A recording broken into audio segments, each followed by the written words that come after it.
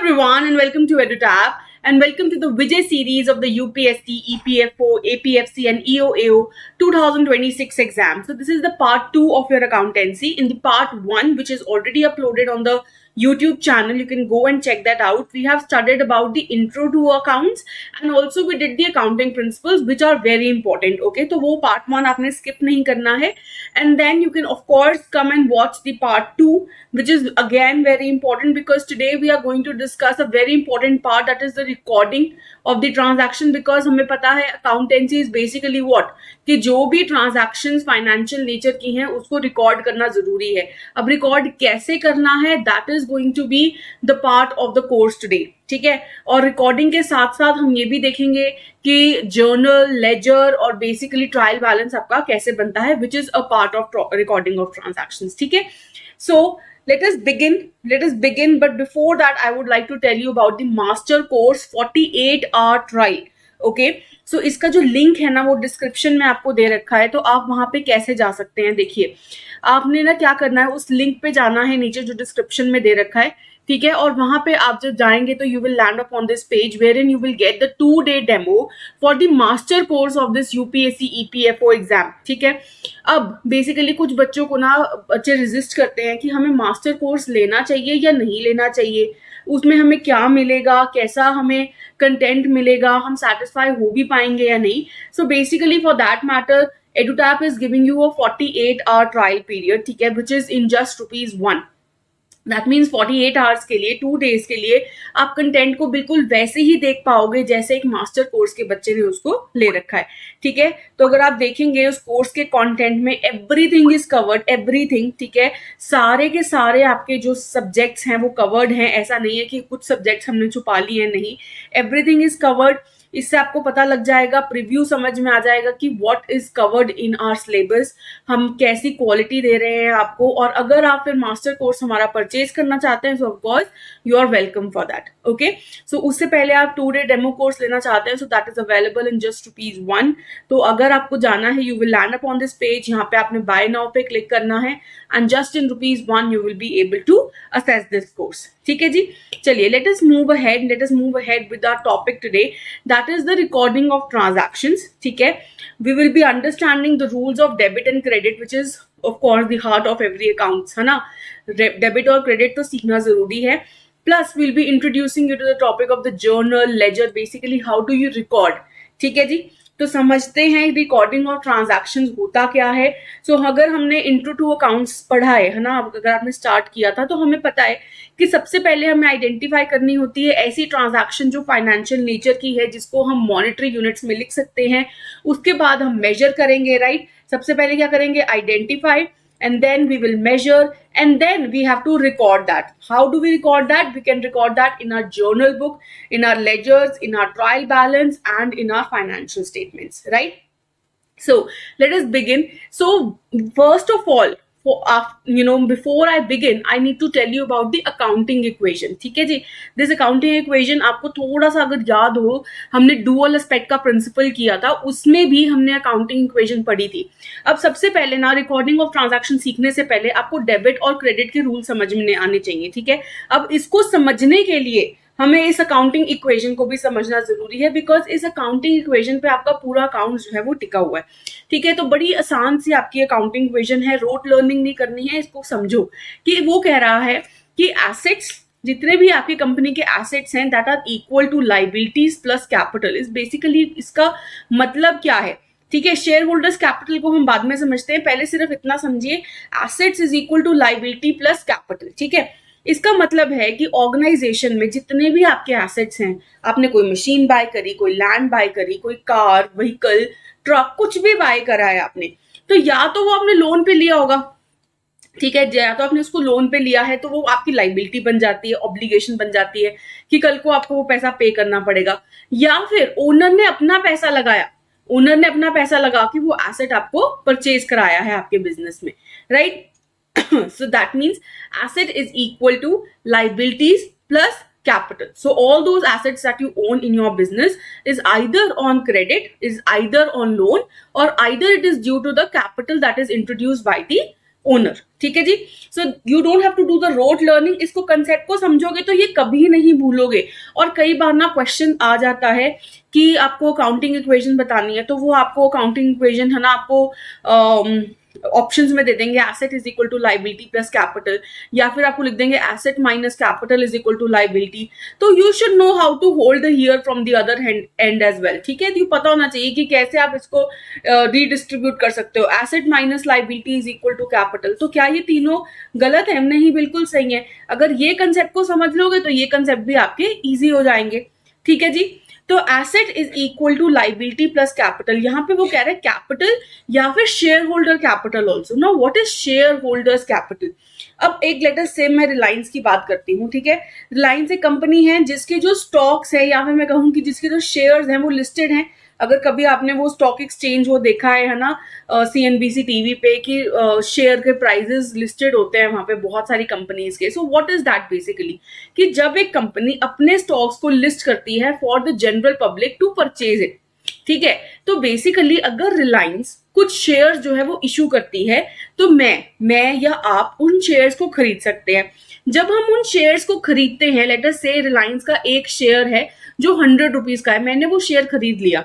तो मैंने क्या किया, मैंने रिलायंस को 100 रुपीज दिए और उसका एक शेयर खरीद लिया। इसका मतलब क्या है कि now I have become a part of Reliance. ठीक है, मैं क्या बन गई, उसकी छोटी सी एक ओनर बन गई, only to the extent of this 100 rupees. ठीक है, only to the extent of one share that I have purchased of Reliance. तो इसका मतलब है रिलायंस के बैलेंस शीट में ये जो 100 रुपए हैं ये भी तो ऐड होंगे, बिकॉज ये भी तो उसका कैपिटल ही है, because I have become the owner. Owner ने कुछ पैसा दिया है रिलायंस को, so that is also the capital. तो जो वो कैपिटल है उसको हम कहते हैं share holder capital. Why? Because I have purchased the share, I have become a share holder of Reliance. So hence this shareholders capital is what, when the person who has taken the shares of a company has invested in the business and he becomes a small owner of that company। ठीक है जी। So this is share holders capital, ये भी आपका balance sheet का part होता है, very similar to capital. ठीक है, कैपिटल ज्यादातर हम कहते हैं जब एक छोटी सी स्मॉल स्केल बिजनेस होता है जिसमें एक ही ओनर होता है, लेकिन शेयर होल्डर्स कैपिटल वहां पे यूज किया जाता है वर्ड जहां पे it's a very big company. ठीक है, जहां पे शेयर्स जो है वो लिस्टेड हैं स्टॉक एक्सचेंज पे, तो वहां पे शेयर होल्डर्स कैपिटल आपको बहुत ही इजीली बैलेंस शीट्स में मिल जाएगा। ठीक है, बिकॉज ऑफ कोर्स उनके शेयर्स लिस्टेड होते हैं तो उनके बहुत सारे छोटे छोटे ओनर्स रहते हैं जिन्होंने इन्वेस्ट किया होता है, तो उसको क्लब करके जितना भी प्राइस उनको शेयर्स का मिला होता है वो शेयर होल्डर्स कैपिटल में लिख देते हैं। ठीक है जी। Now, I hope this is very much clear. This accounting equation, which is also known as the balance sheet equation. Why it is known as the balance sheet equation? Because we know balance sheet tells us the position of the business at a given point in time. है ना, ये पता है हमें। So balance sheet जो है, जो हमें पोजीशन बताता है, वो बेसिकली कैसे बताता है, ऐसे बताता है कि कितने उसके पास एसेट्स हैं एक पॉइंट ऑफ टाइम पे, कितनी उसकी लाइबिलिटीज है और कितना कैपिटल जो है वो इंट्रोड्यूस करा गया है बाय दी ओनर और यू कैन से द शेयर होल्डर्स। ठीक है, सो बेसिकली इन्हीं तीन एस्पेक्ट्स पे हमारी बैलेंस शीट भी टिकी हुई है। So hence that is why this is also known as the balance sheet equation. Asset is equal to liability plus capital, भूलना नहीं है, बड़ा ही इंपॉर्टेंट कंसेप्ट है। और डेबिट और क्रेडिट की जो रूल्स है आप इसी से समझोगे। ठीक है, सबसे पहले समझ में आ गया अकाउंटिंग इक्वेशन होता क्या है। नाउ अगर हम बात करें कि क्या ये हर सिचुएशन में वैलिड है, the answer is yes, it is valid in every situation. Let us suppose कि क्या क्या सिनारियोज हो सकते हैं। जब हमने डुअल कंसेप्ट का कंसेप्ट किया था, प्रिंसिपल ऑफ डुअल कंसेप्ट, उसमें पढ़ा था ना asset is equal to liability plus capital. So इसमें क्या क्या एस्पेक्ट्स हो सकते हैं एक बैलेंस शीट में, हमें पता है कि डुअल कंसेप्ट के accordingly every transaction will have two fold effect, है ना, एटलीस्ट वो टू अकाउंट्स को तो इम्पैक्ट करेगी ही करेगी। ठीक है, so hence in this case late us से कि कोई दो एसेट्स हैं जो एक साथ या तो एक इंक्रीज हो रहा है एक डिक्रीज हो रहा है। ठीक है, लेट अस सपोज हमने एक कार परचेज करी। ठीक है, कार परचेज करी लेट अस से 5 लाख रुपीज की, और मेरे पास कैश पहले से पड़ा था कितना, 7 लाख रुपीज का। ठीक है, अब मैंने कार परचेज करी 5 लाख रुपीज की और कैसे पे करा, कैश में पे कर दिया। तो क्या मेरा कैश रिड्यूस हो जाएगा? क्या मेरा कैश रिड्यूस हो जाएगा क्योंकि मैंने कैश पे कर दिया? कितना रह जाएगा मेरे पास कैश? 2 लाख। कितने से रिड्यूस हो गया? 5 लाख से ये रिड्यूस हो गया। और क्या मैं अपने बैलेंस शीट में एक नया एसेट इंट्रोड्यूस कर दूंगी, that is my car. Car कितने उससे बढ़ गया, कितने उससे बढ़ गया, पहले 0 था, कार की कोई वैल्यू नहीं थी क्योंकि कार थी नहीं हमारे पास, और अब वो 5 लाख से इंक्रीज कर गई है। So hence in this case also the accounting equation is valid, because इस केस में आप लाइबिलिटी और कैपिटल को तो छेड़ ही नहीं रहे हो, ठीक है, सिर्फ आप एसेट साइड को छेड़ रहे हो। तो दोनों ही, अगर एसेट साइड पे कोई चेंज होगा ही नहीं, जो अगर हम लमसम में देखें तो एसेट साइड पे कोई चेंज होगा नहीं, एक एसेट बढ़ गया एक एसेट कम हो गया, है ना। तो एज सच जो नेट नेट इफेक्ट है वो तो 0 ही रहेगा। सो हेंस आपकी जो अकाउंटिंग इक्वेशन है वो ज्यादा चेंज नहीं होगी, ठीक है। नेक्स्ट केस में two different liabilities will get increase and decrease by the same amount. अगर मैं आपके लाइबिलिटीज के बारे में बात करूं, लेट अस सपोज आपने ना लोन ले रखा था, ठीक है, और आपका कैपिटल था कुछ, ये दोनों ही साइड आपकी है ना, left hand side of the balance sheet, या फिर मैं कहती हूँ कि लाइबिलिटी और कैपिटल एक साइड पे ही रहता है, राइट। तो लेट अस से capital that was introduced in the business was 7 lakh rupees, ठीक है, और आपका कुछ लोन था ऑफ 2 लाख रुपीज, ठीक है। तो ओनर ने कहा, ओनर कहता है कि मैं ये सारा जो लोन है ना ये मैं खत्म कर देता हूँ, मैं अपना पैसा लेके आता हूँ और ये लोन सारा का सारा पे ऑफ कर दूंगा। So in this case can I say the next thing that would happen would that is loan will become 0, but the capital that would be introduced by the business or the owner would be how much, क्योंकि 7 लाख तो पहले से उसने डाल रखे थे, अब उसमें से उसने और 2 लाख रुपीज डाले सो दैट वो लोन को भी पे ऑफ कर सके। सो उसका कैपिटल कितना हो गया 9 लाख, पहले भी कितना था 9 लाख, अभी भी कितना है 9 lakh. So hence in this case also if you see the net net effect remains the same, एक लाइबिलिटी आपकी बढ़ गई और एक लाइबिलिटी आपकी घट गई with the same amount, right. And third case क्या है कि आपका एसेट और आपकी लाइबिलिटी दोनों ही इंक्रीज या डिक्रीज कर सकती है एक साथ। इसका भी एग्जांपल ले लेते हैं। लेट अस सपोज आपने एक एसेट लिया, लेट अस से आपने अगेन कार ली, कितने की ली 5 लाख रुपीज की ली। अब rather than giving out cash आपने क्या किया, आपने लोन ले लिया, कितना 5 लाख रुपीज का। So in this case this is a separate scenario. In this case car आपके पास थी नहीं पहले, लेट अस सपोज, अब आपके पास कार आ गई तो एसेट जो है वो इंक्रीज कर जाएगा 5 लाख से, लेकिन लोन भी तो नहीं था पहले आपके पास, लोन भी 0 था। अब लोन आपने ले लिया कार को परचेज करने के लिए, सो हेंस आपकी जो लाइबिलिटी है वो भी तो 5 लाख से बढ़ जाएगी। So can you see on both the sides asset is also getting increased, by 5 lakh, and this side also, on the right hand side also, in the liabilities it will get increased by 5 lakh. So if you see the net effect remains the same. इसको और better understand करने के लिए ना हम example के through समझेंगे इसको, पर अगर आपको ये छोटा सा एग्जाम्पल भी समझ में आ गया so you are in a win win situation. नहीं समझ में आया है तो इसको हम और बेटर वे से अभी समझेंगे with a lot more examples, ठीक है, कि ये जो सिनेरियोज हैं ये बैलेंस शीट में होते रहते हैं और हमें ये देखना है कि अभी भी आफ्टर दीज सिनेरियोज हैपन क्या हमारी अकाउंटिंग इक्वेशन स्टिल मैच करती है या नहीं करती है। And remember it should always match. If it is not matching तो हमारी कुछ गड़बड़ है। क्यों? क्योंकि कंसेप्ट क्या समझा हमने कि एसेट जितने भी हैं ऑर्गेनाइजेशन में या तो वो लोन पे है या फिर ओनर ने पैसा दिया, कोई और सोर्स होता है हमारे पास नहीं। और क्या सोर्स होगा आपका, वो शेयर होल्डर्स। अब शेयर होल्डर कैपिटल भी तो इसका ही पार्ट है कैपिटल का। अगर हमने शेयर्स के थ्रू पैसा मंगवाया है तो वो भी तो कंपनी के लिए एक काइंड ऑफ लाइबिलिटी ही है कि उनको उसको वापस करना पड़ेगा, right. Do you remember the business entity concept. Capital जितना भी इंट्रोड्यूस्ड है बिजनेस में, चाहे वो शेयर होल्डर का कैपिटल है, चाहे वो ओनर ने ही जस्ट कैपिटल इंट्रोड्यूस किया है, सिंगल ओनर ने, so in that case this is a liability of the business only, ठीक है। तो दैट इज वाई ये जो लाइबिलिटी और कैपिटल है ये एक साइड पे रहता है आपका और एसेट आपका एक साइड पे रहता है, ठीक है जी। चलिए आगे मूव ऑन करते हैं, इसको और बेटर समझते हैं इस अकाउंटिंग इक्वेशन को with the help of an example. हम कोशिश करेंगे यहाँ पे एक बैलेंस शीट बनाने के लिए, ठीक है। अब बैलेंस शीट का फॉर्मेट जो है वो मैंने बड़ा टेम्परेरीली सा ले लिया है, ठीक है। ऐसा नहीं कि मैंने बिल्कुल एग्जैक्ट वही फॉर्मेट ले लिया है, बट टेम्परेरीली सा ले लिया है। एक साइड पे मैंने लाइबिलिटी और एक साइड पे मैंने एसेट्स लिख दिए हैं, ठीक है। यहाँ पे आप इसको ऐसे भी लिख सकते हो, लाइबिलिटी प्लस कैपिटल भी लिख सकते हो, बट याद रखें आप एक चीज, वैसे तो यहाँ पे हम लिखते हैं लाइबिलिटी प्लस कैपिटल ओनली, ऐसा ही लिखा जाता है, बट आपको ये भी याद रखना चाहिए कि लाइबिलिटीज के अंदर ही आता है। It is you can say a major sub head, capital is a major sub head in the liability section. क्यों है एक major sub head? Because you know capital is also one of the main heading in which you can say capital जो भी introduce करा जाता है by the owner is a liability of the business, it's an obligation on the business that they have to pay back the owner. Practically करे नहीं करे उससे हमें फर्क नहीं पड़ता, लेकिन बुक्स ऑफ अकाउंट्स में हम उसको एज लाइबिलिटी ही शो करते हैं, बिकॉज एक ऑब्लिगेशन है, बिकॉज ये बिजनेस एंटिटी कंसेप्ट के अंडर आता है। ठीक है जी, चलिए फर्स्ट है आपका, Rohit started a business with a capital of 5 lakh rupees. अब कैपिटल कितना इंट्रोड्यूस किया, 5 लाख रुपीज का। और ऑफ कोर्स ये जो कैपिटल उसने इंट्रोड्यूस किया है उसको कैसे तो रखेगा ना, उसने यहाँ पे कोई एसेट नहीं परचेज किया, क्योंकि फर्स्ट उसमें कोई एसेट नहीं परचेज किया हुआ है, तो उसको हमने कैश की तरह रखा होगा। तो which two accounts are getting impacted here, एक तो कैपिटल अकाउंट तो पक्का ही जाएगा, वो कहाँ पे जाएगा आपका लाइबिलिटी के अंदर। मेजर सब हेड है capital by owner how much, 5 lakh. And क्योंकि हमने इससे कुछ भी और परचेज नहीं किया तो हमने ये ही अज्यूम किया कि हमने इसको कैश की तरह रख लिया अपने बिजनेस में।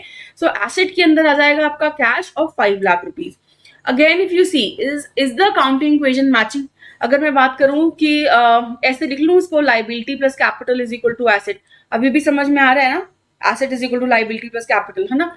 तो लाइबिलिटी कितनी है यहाँ पे, 0 है, अभी तो लाइबिलिटी कुछ नहीं है। कैपिटल में मैं लिख दूंगी 5 लाख रुपीज, और एसेट भी अगर आप देखो तो 5 lakh rupees. So hence in this case if you see your accounting equation is still matching. Liability भी आपकी 5 लाख से इंक्रीज कर रही है और एसेट भी आपका 5 लाख से इंक्रीज कर रहा है। नेक्स्ट देखो, open a bank account in state bank of India with an amount of 4,80,000। So basically अगर आप ये देखो कि इस केस में कैपिटल को छेड़ रहे हैं, हम नहीं छेड़ रहे। हमने क्या किया, हमने एसबीआई में अकाउंट खोला है अपना और उसमें पैसे डिपॉजिट कराए, कितने, 4,80,000। सो बेसिकली जितना हमारे पास कैश पड़ा था उसी में से कराएंगे, है ना। तो कैश जो है आपका डिक्रीज कर जाएगा बाय 4,80,000, और जो रेस्ट ऑफ द अमाउंट है दैट इज 4,80,000 वो आप अपनी बैंक में डाल देंगे, है ना। देखिए कैसे डालेंगे, ओनर यहाँ पे जो कैपिटल बाय ओनर है तो चेंज नहीं होगा, लेकिन कैश कितना रह जाएगा, 4,80,000 से सब्ट्रैक्ट हो जाएगा, सिर्फ 20,000 का कैश रह जाएगा आपके पास, और बैंक अकाउंट में कितना चला जाएगा, 4,80,000। So can you see here, if you see that your asset of cash asset is basically decreasing by same amount, कितने से डिक्रीज कर रहा है, 4,80,000, एंड योर बैंक जिसमें 0 था, अभी तक कुछ नहीं था, that is increasing by 4,80,000। So can you see, if you remember हमने जो सिनारियोज में डिस्कस किया था, एक एसेट डिक्रीज कर रहा है, एक एसेट इंक्रीज कर रहा है by the same amount, this is one of the scenario. और इस केस में भी क्या हमारी अकाउंटिंग इक्वेशन वैलिड है, ऑफ कोर्स है। अगर यहाँ पे भी देखूं मैं लाइबिलिटी तो अभी भी 0 है, कैपिटल मेरा अभी भी 5 लाख रुपीज ही है, और एसेट साइड पे अगर मैं देखूं सो इट विल बी 20,000 प्लस 4,80,000। तो अभी भी अगर आप देखो तो net effect remains the same रहेगा, तो यहाँ पे भी 5 लाख रुपीज ही, तो 5 lakh is equal to 5 lakh. Again your accounting equation is matching, right. I hope you are getting what I am trying to say here. ठीक है, हम अकाउंटिंग इक्वेशन की बात कर रहे हैं, हम ये बात कर रहे हैं कि क्या ये हर सिनेरियो में वैलिड है कि नहीं। Yes it is. जब बैलेंस शीट की बात करें, क्योंकि इसको बैलेंस शीट इक्वेशन भी कहते हैं, तो ये हर सिचुएशन में वैलिड रहेगी। नेक्स्ट देखिए, नेक्स्ट, और आप खुद कोशिश करिए सबसे पहले कि we have bought a furniture of how much, 60,000, and a cheque was issued on the same day. जब चेक हमने इशू किया, इसका मतलब मैंने अपने बैंक से पैसा दे दिया। चेक जब इशू करते हैं तो हमने कैश तो नहीं दिया, हमने बैंक से पैसा दे दिया। तो क्या मेरा बैंक रिड्यूस कर जाएगा, यस 60,000 से रिड्यूस कर जाएगा मेरा बैंक, और एक नया एसेट ऐड हो रहा है कि नहीं। फर्नीचर आपका एसेट है, यस मेरा एसेट है, तो ये 60,000 से इंक्रीज कर जाएगा। Again if you see your asset, one is increasing, one is decreasing, other things remaining the same. तो इस केस में आपका जो कैपिटल है और कैश है उसको तो अनटच रहेगा, कुछ नहीं कर रहे हम उसके साथ। लेकिन बैंक जो है आपका 4,80,000 था, 60,000 से रिड्यूस हो जाएगा, 4,20,000 आ जाएगा। और फर्नीचर आपका नया एक एसेट ऐड हो गया विच इज 60,000। अगर आपको ये फिगर दिख नहीं रही है तो मैं आपको बता दूं कि फर्नीचर हमने यहाँ पे 60,000 लिख लिया है। ठीक है जी, I hope this is very much clear. ठीक है, ये समझ में आया आपको। अगेन आप इसमें अकाउंटिंग इक्वेशन लगा के देखिए, सेम है कि नहीं। लाइबिलिटी फिर से 0 है, कैपिटल फिर से 5 लाख है टोटल, ठीक है। और यहाँ पे भी अगर आप ऐड करोगे 20,000 plus 4,20,000 which is left in your bank account, and furniture का 60,000. So again if you just add it up it will be again 5 lakh. Your accounting equation still matches, right? I hope this is very much clear. ठीक है, ऐसे ही हमने accounting equation हमेशा बना के भी देखनी है, ताकि अगर कोई क्वेश्चन आ जाए so you will be well versed with how to make the balance sheet, what should be added, और ये जो सिनेरियोज हम बेसिकली पढ़ रहे हैं, ये तीनों ही सिनेरियोज पूछे जा सकते हैं और उसमें से पूछा भी जा सकता है, कुछ गलत सिनेरियो भी लिखा जा सकता है, जैसे कि वो लिख दें इस केस में कि क्या ऐसी कोई सिचुएशन हो सकती है जिसमें दोनों ही एसेट बढ़ रहे हों, दोनों ही एसेट बढ़ रहे हों, राइट। तो ऐसी सिचुएशन तो पॉसिबल कम ही है, क्योंकि एक ना एक अगर हम सिर्फ दो ही अकाउंट इफेक्ट हो रहे हैं और वो एसेट साइड पे इफेक्ट हो रहे हैं, तो ऐसा केस होना बहुत ही इम्पॉसिबल है कि दोनों ही एसेट आपके इंक्रीज ही कर रहे हो। अगर दोनों ही एसेट इंक्रीज करें तो हो सकता है लाइबिलिटी साइड पे भी कुछ इफेक्ट आया होगा। ऐसा नहीं होगा कि सिर्फ दो ही एसेट है जो इंक्रीज कर रहे हो simultaneously. This is not a possible situation only. तो कई बार आपको कंफ्यूज करने के लिए ऐसे एमसीक्यूज पूछे जा सकते हैं। सो यू शुड नो एक सिचुएशन होगी क्या, पॉसिबल सिचुएशन है क्या कि एक एसेट आपका इंक्रीज करेगा और एक एसेट आपका डिक्रीज करेगा, ठीक है, विद द सेम अमाउंट। ठीक है जी, चलिए let us move ahead and see other situations as well. The fourth one कह रहा है we have bought a plant and machinery, ठीक है, plant and machinery for the business for 1,25,000. So again, if you see plant and machinery is what? It is an asset, right? It is an asset. How much? 1,25,000 का। तो ये तो सबसे पहले मेरे को पता है कि मेरे को एसेट साइड पे कितना लिखना है, plant and machinery 1,25,000 and an advance of 10,000 is paid in cash. इसका मतलब कैश जो है वो ऑर्गेनाइजेशन से कम हो रहा है। सो कैश जो है वो कम हो जाएगा by how much? 10,000 and the rest is to be paid to MS Ramji Lal, ठीक है, rest is to be paid later, ठीक है, rest is to be paid later to whom? To MS Ramji Lal. So basically मेरे को इसको पे करना है बाद में, तो ये मेरा क्रेडिटर हो गया, है ना। कंसेप्ट्स को प्लीज रिलेट करो, ये मेरा क्रेडिटर हो गया MS Ramji Lal. Hence in this case what should be the entry that needs to be done in the balance sheet? एक तो एसेट इंक्रीज कर रहा है मेरा कितने से? 1,25,000 से, राइट, प्लांट एंड मशीनरी वो लिख दूंगी मैं। एक एसेट मेरा कम भी हो रहा है, कितने से? 10,000 से, सिर्फ 10,000 से कम हो रहा है। लेकिन अगर आप देखो, क्योंकि नेट इफेक्ट सेम नहीं हो रहा, तो आपकी एक लाइबिलिटी भी तो चेंज हो रही है। लाइबिलिटी मींस क्रेडिटर हो रहा है, यहाँ पे क्रेडिटर ऐड हो रहा है, क्रेडिटर आपकी लाइबिलिटी है, सो उस केस में आ जाएगी। देखो देखते हैं बैलेंस शीट में, कैश रिड्यूस हो गया बाय 10,000। अर्लियर कितना था? 20,000, है ना, और अब कितना रह गया? सिर्फ 10,000। 10,000 रिड्यूस हो गया, एक नया प्लांट एंड मशीनरी ऐड हो गया 1,25,000 का, तो रेस्ट ऑफ द अमाउंट कितनी बची? 1,15,000। तो ये आपकी क्रेडिटर में आ जाएगी, क्रेडिटर साइड पे, लाइबिलिटी साइड पे। क्यों? Is it a liability? Creditor तो आपकी लाइबिलिटी होती है ना, पे ऑफ करना है कल को इसको, so hence this is a liability. So if you see the net effect, एक सिचुएशन देखिए कि एक एसेट इंक्रीज कर रहा है, ठीक है भाई, 1,25,000, और एक एसेट है जो डिक्रीज कर रहा है लेकिन not by the same amount. So in this case, one liability is also getting affected. One liability is also getting increased by the amount which is pending. 1,15,000 का बैलेंस रह गया, तो वहां पे वो liability increase हो जाएगी। So can you see the situation? Can you see the accounting equation is still matching or not? करिए ऐड, यहाँ पे करिए। लाइबिलिटी आपकी 1,15,000 है, कैपिटल आपका 5 लाख रुपीज है, तो कितना हो गया? 615, राइट, 6,15,000। यहाँ पे भी ऐड करिए, इसको करके देखिए कितना आएगा। 615 आ रहा है कि नहीं आ रहा? 615,000. So again, if you see the net effect remains the same, your accounting equation is still matching. Is it matching or not? Yes, it is matching. ठीक है जी, चलिए आगे देखते हैं फिफ्थ पॉइंट। अब आपको बहुत इजी भी लगेगा, ये पहले 4 पॉइंट्स अगर आपने कर लिए हैं और समझ भी लिए हैं तो ये फिफ्थ पॉइंट भी आपको इजी लगेगा। देखिए, goods purchase from MS Sumit traders for 55,000 on credit. Again credit पे लिया है, इसका मतलब कुछ परचेजेस करी, लेकिन मैंने उसको पैसा नहीं दिया अभी, मतलब बाद में देना पड़ेगा। कितना देना पड़ेगा? 55,000।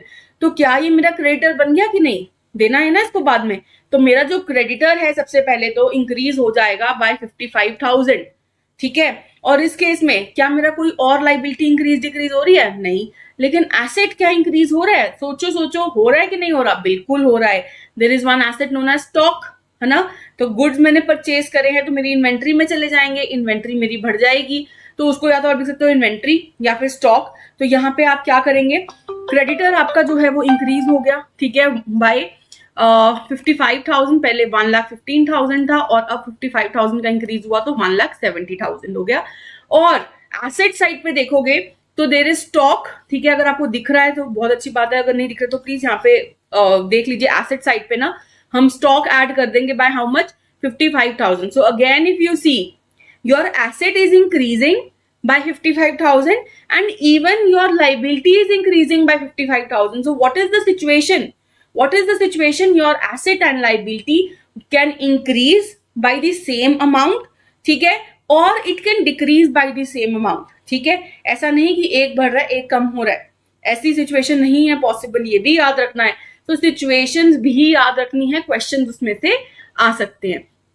अगेन नेट इफेक्ट देख लेना अपना कि दोनों को सम अप करके देख लो, 5 लाख प्लस 1,70,000, ठीक है, और यहाँ पे ये आ जाएगा 6,70,000, और आपकी एसेट साइड पे भी जब आप पूरा ऐड करोगे तो भी 6,70,000, ठीक है जी। चलिए नेक्स्ट मूव करते हैं, लास्ट वन, बड़ा ही इजी लगेगा आपको ये भी, अगर आपको इतना समझ में आ गया तो ये भी बहुत इजीली कर पाओगे।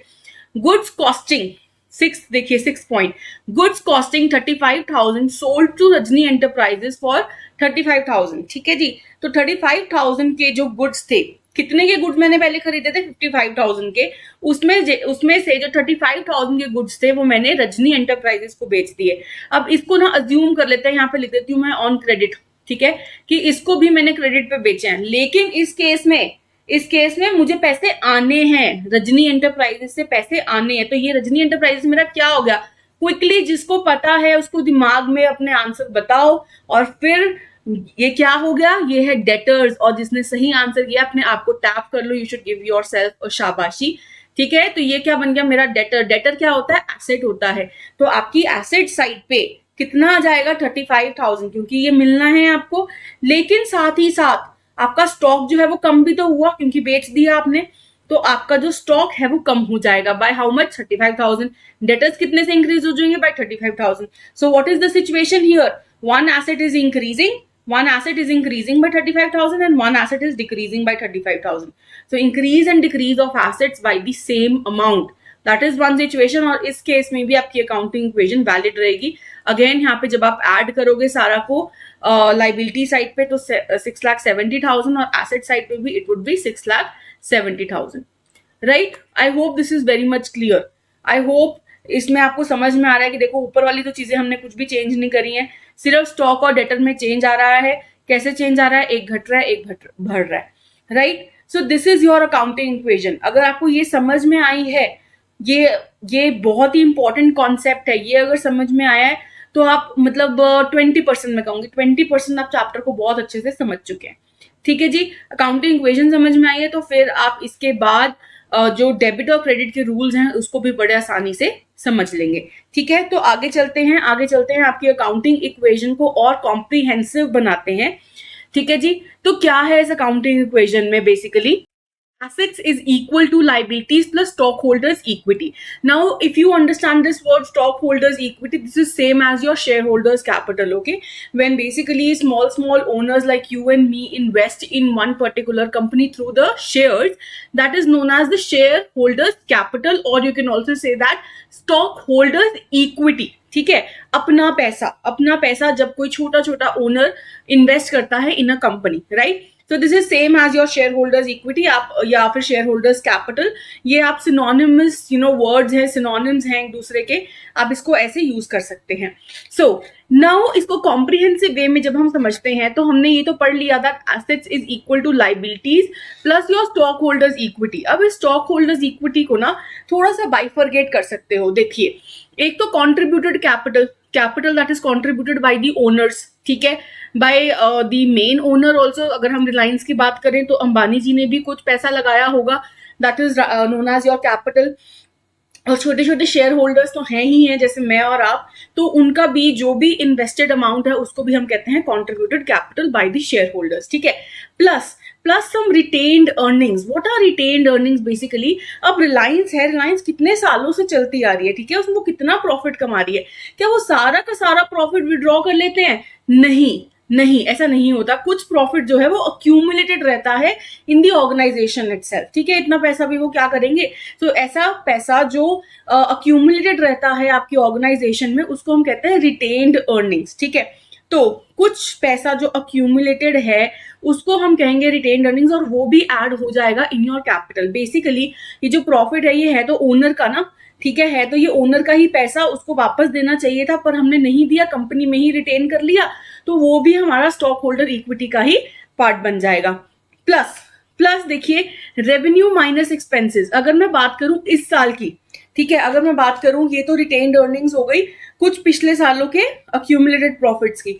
अब मैं बात करूं अगर रेवेन्यू माइनस एक्सपेंस, अगर मैं बात करूं कि इस साल का मेरा कितना प्रॉफिट है, वो भी तो मैं एज रिटेन्ड अर्निंग्स यूज कर सकती हूँ, या फिर उसको भी तो मैं एज प्रॉफिट अपने स्टॉक होल्डर इक्विटी में डाल सकती हूँ, राइट। सो रेवेन्यू में से जितना भी रेवेन्यू एक कंपनी ने कमाया माइनस जितने भी एक्सपेंसेस उसने उस साल में करे, तो हमें क्या निकल के आ जाएगा, प्रॉफिट निकल के आ जाएगा, right. So this profit that is accumulated of this year will also be a part of the stockholders equity. So ये comprehensive है, ठीक है। इसमें हमने और इसको expand कर लिया है, assets is equal to liabilities plus contributed capital plus the retained earnings। अब ऐसा भी हो सकता है कि जो बिजनेस है वो इसी साल से स्टार्ट हुआ है, ठीक है, तो एट दी स्टार्ट अगर मैं बोलूं तो रिटेन्ड अर्निंग हो सकती है 0 है, ठीक है, तो वो 0 भी हो सकती है। Let's assume there is no dividends, ठीक है, अभी हम डिविडेंड्स के बेसिस पे नहीं जा रहे हैं, अभी आप उसको कुछ कॉन्सेप्ट के अंदर ना जाइएगा, ठीक है। सिर्फ अभी समझिए कि रिटेन्ड अर्निंग्स अगर बिजनेस अभी हमारा न्यू है तो पिछले साल का तो कोई प्रॉफिट होगा नहीं जो अक्यूमुलेटेड है, सो हेंस उसको 0 भी मान सकते हैं। प्लस जो भी एक प्रॉफिट है इस साल का है वो भी हम अपने कैपिटल में, वो भी हम अपने स्टॉक होल्डर्स इक्विटी में इंक्लूड कर लेंगे, और वो कैसे कर लेंगे, that is known as revenue minus expenses, ठीक है। तो क्या मैं इसको थोड़ा सा तोड़ मरोड़ के ट्विस्ट करके लिख सकती हूँ, can I hold the year from the other and, कैसे कर सकती हूँ, ये जो एक्सपेंसेस यहाँ पे माइनस हो रहा है बाकी सब कुछ ऐड हो रहा है, if you can see expenses जो है माइनस हो रहा है, इसको मैं ना क्या करती हूँ अपने लेफ्ट हैंड साइड पे ही ले जाती हूँ, तो क्या हो जाएगा, asset plus expenses is equal to your liabilities, ठीक है, liability plus your capital, let us assume your retained earnings was 0, ठीक है, even if अगर ये retained earnings होती भी तो भी वो capital का ही part बन के हम यहाँ पे लिख सकते थे, plus your revenue, ठीक है। So can you see the 5 major you can say varieties in your account is in this accounting equation। तो ये comprehensive है। पहले ये सिर्फ एक बैलेंस शीट इक्वेशन समझ रहे थे हम, जब मैं कह रही थी कि assets is equal to liabilities plus stock holder equity, ये सिर्फ एक बैलेंस शीट इक्वेशन थी, ठीक है। लेकिन अब जब मैंने इसमें हमारे एक्सपेंसेस और मेरे रेवेन्यूज को भी इंक्लूड कर लिया है, तो इसमें इस कंपोनेंट में मैंने balance sheet plus income statement का भी अंश जो है वो ले लिया है साथ में, राइट। इनकम स्टेटमेंट में ही आते हैं ना हमारे रेवेन्यूज और एक्सपेंसेस, तो उसको भी मैंने इंक्लूड कर लिया और इसको मैंने थोड़ा सा कॉम्प्रिहेंसिव बना लिया। अब इसके साथ अगर आपको ये कंसेप्ट समझ में आ गया, इसके साथ आप डेबिट और क्रेडिट का रूल बहुत ही अच्छे से समझ पाएंगे। देखिए अब इसको याद रखना है, ये जो मेरा एसेट प्लस एक्सपेंसेस है ना, ये मेरा लेफ्ट हैंड साइड है, दिस इज माई LHS, पढ़ते थे ना मैथ्स में, and this liabilities plus capital plus revenue, this is my RHS, this is the right hand side, ठीक है। अब इसको समझिए, जब भी मेरा LHS की बात करूं, ठीक है, द लेफ्ट हैंड साइड, जब भी मेरा एसेट में या फिर मेरे एक्सपेंसेस में कोई भी इंक्रीज होता है, तो मैं उसको रिकॉर्ड करती हूं अपने लेफ्ट हैंड साइड पे, या फिर मैं इसको कह देती हूं कि ये डेबिट होगा, ठीक है। इसको और भी हम अच्छे से भी पढ़ेंगे, पर आप याद रखिए अगर लेफ्ट हैंड साइड पे इंक्रीज हो रहा है, increase in any asset, increase in any expense, that will be recorded on the left hand side, और you can say it will be debited, ठीक है। और अगर मेरा राइट हैंड साइड, ठीक है, अगर वो इंक्रीज हो रहा है, जैसे कि लाइबिलिटी में कोई इंक्रीज हो रहा है, कैपिटल में कोई इंक्रीज हो रहा है, या रेवेन्यू में इंक्रीज हो रहा है, that is recorded on the right hand side and it will be credited, ठीक है, उसको मैं क्रेडिट करूंगी, ठीक है जी। इसको समझते हैं, सी यही पढ़ा है अभी हमने, यही चीज, यही टेबल अभी हमने पढ़ा है कि increase in asset and expense will be recorded on the left hand side, it will be debited, and अगर liability, capital या revenue में इंक्रीज होता है तो वो क्रेडिट होगा और रिकॉर्ड होगा on the right hand side, ठीक है। और यही अकाउंट्स हैं, ये हमारे 5 वेराइटीज हैं, एसेट, लाइबिलिटी, कैपिटल, हमारे एक्सपेंसेस और हमारे revenues, right. So this is the 5 categories also now we have started.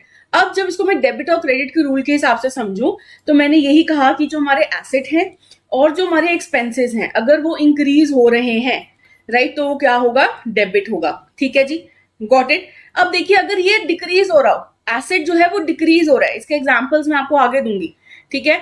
पर अगर एसेट जो है मेरा डिक्रीज हो रहा है तो ऑफ कोर्स वो वाइस वर्सा होगा, तब वो क्रेडिट हो जाएगा, ठीक है। और अगर मैं आप मेरे लाइबिलिटी के बारे में बात करूं, मेरे रेवेन्यूज के बारे में बात करूं, या फिर अपने कैपिटल के बारे में बात करूं जो मेरे राइट हैंड साइड पे हैं, उनकी मैं बात करूं, तो जब वो इंक्रीज होते हैं तो वो क्रेडिट होंगे।